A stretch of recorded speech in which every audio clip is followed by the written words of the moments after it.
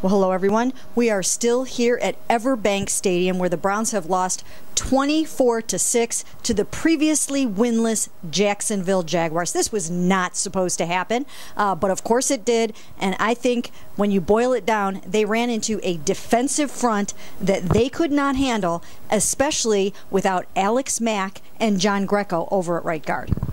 Yeah, life without Alex Mack has not begun swimmingly for the Browns. A really difficult day moving the football. They were really frustrated.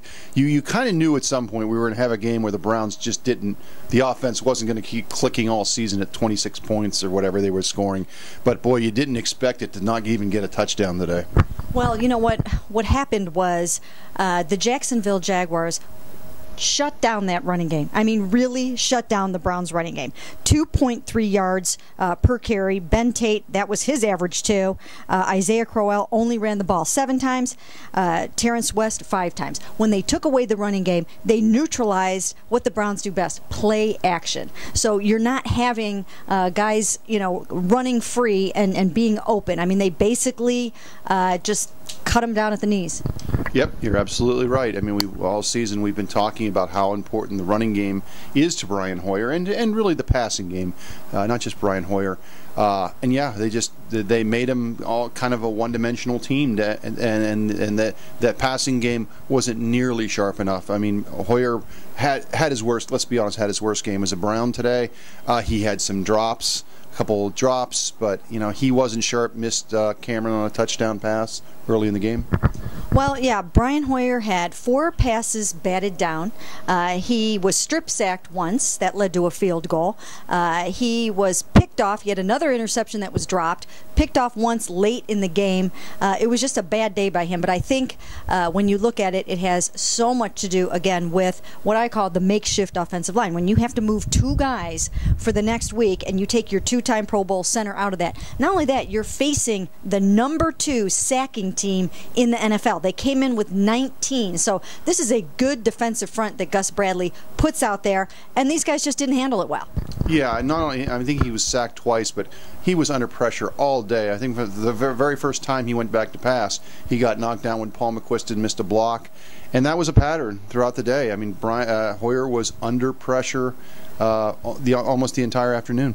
Well, we have to look, of course, at that decision to go for it on 4th and 1 at the end of the first half. It was an unbelievable turning point. And there is, I can't remember what the statistics are, but there is something about when you score right at the end of the first half, that team often goes on to win the football game. That's exactly what the Jaguars did. The Browns went for it on 4th and 1 when all they needed to do was kick a field goal and get out of there. They would have had a 9-0 lead at that point.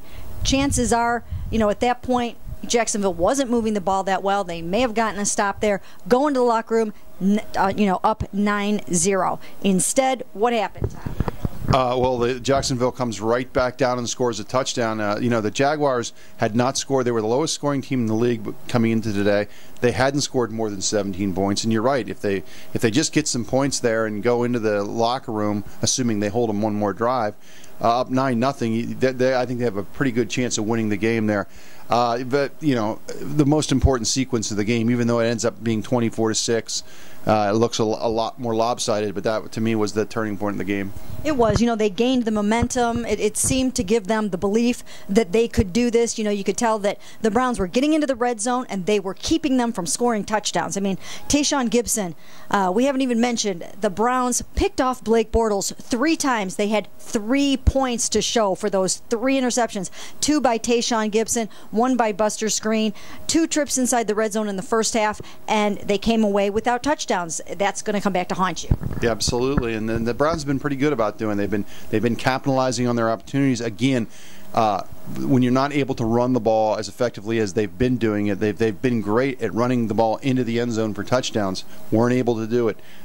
We talked earlier that Brian Hoyer missed Jordan Cameron on a slant that should have been a touchdown. And when you give bad teams opportunities to hang around, that's what happened. And like you said, they gained confidence. Buster Screen missed 1 tackle, and it was a game again. And there were 2 turnovers in the final 6 minutes of the game that put the final daggers in. That was when the punt hit Jordan Poyer in the face mask. That was a turnover for a touchdown. Then Brian Hoyer throws to Ben Tate, goes off his hands, tipped, interception. That's another 7 points for the Jaguars. They just erupted with all these points on this day. The other thing is Denard Robinson. This was something that the Browns were not expecting. Toby Gerhardt, their starting running back, was out of the game with a foot injury. Denard Robinson, just with that hair flying around like we saw him do at Michigan all those years, came out and ran for 127 yards. And I'll tell you what, this run defense just is horrible. Yeah, I mean, I thought the defense overall did enough to win today. I don't necessarily, but this, 185 yards? I mean, that's just inexcusable to give up that many yards on the ground. I think part of it was they got tired as the game went on and the offense couldn't do anything. But man, they've yet to hold a team under 100 yards rushing. It was just a weirdly inaccurate day for Brian Hoyer, too. I mean, have we seen him that inaccurate before? No. I mean, 39% of his passes were completed. And I think, here's my theory, Tom, what I think happened was, I think that he got a little rattled when he realized he's facing the one of the best defensive fronts in the NFL right now, second in the NFL with 19 sacks, and he did not have his security blanket of Alex Mack in front of him, and the snaps were a little bit off, the timing was off. It's a tall order. John Greco has never played center before. There's a huge difference between Alex Mack, John Greco. Even though great job by John to come out here and try to do this, it's still not the same. I think it got into Brian's head a little bit. Yeah, I think that offensive line is going to have to, they're going to have to regroup. I mean, I don't know if it's as much Greco as it is maybe just the entire, we're going to see what happens with Paul McQuiston, too, at right guard. Again, Greco is a right guard playing center. He played center for the first time in his career in a regular season game last week. And that unit was not very cohesive. But again, the whole offense was off today. And when Jordan Cameron only catches one pass for 5 yards, it's going to be a long, long day for the Browns. And it was. They go home at 3-3 and not feeling too good about themselves right now. And that's it from us in Jacksonville.